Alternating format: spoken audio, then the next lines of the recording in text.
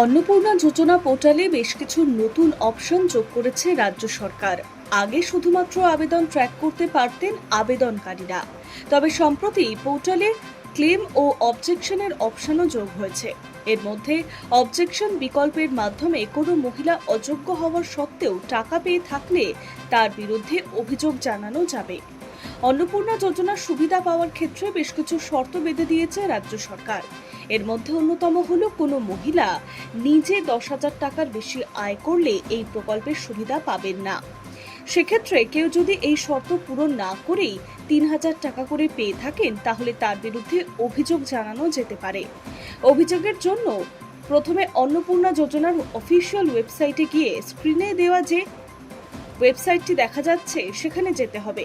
সেখানে গিয়ে citizen family log in অপশনে ক্লিক করে রেজিস্টার্ড মোবাইল নাম্বার ও ওটিপি দিয়ে লগ ইন করতে হবে। পরবর্তী ধাপে অবজেকশন অপশনটি বেছে নিতে হবে। সেখানে নিজের নাম, বাবার নাম, জেলার নাম, এলাকার ধরন, ব্লক ও পঞ্চায়েতের নাম্বার বা ওয়ার্ডের নম্বর বেছে নিতে হবে। এরপর যে আবেদনকারীর বিরুদ্ধে অভিযোগ জানাতে চান তার অ্যাপ্লিকেশন নাম্বার দিতে হবে। কেন অভিযোগ জানাচ্ছেন সেই বিকল্প ওয়েবসাইটও দেওয়া রয়েছে।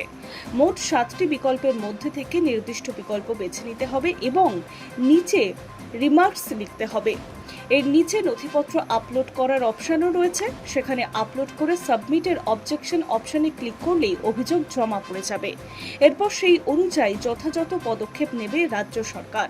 কোনো অযোগ্য মহিলা যাতে অন্নপূর্ণা যোজনার সুবিধা না পান তা সুনিশ্চিত করতে বদ্ধপরিকর রাজ্য সরকার। সেই কারণেই পোর্টালে অভিযোগ জানানোর অপশনও দেওয়া হয়েছে রাজ্য সরকারের তরফে।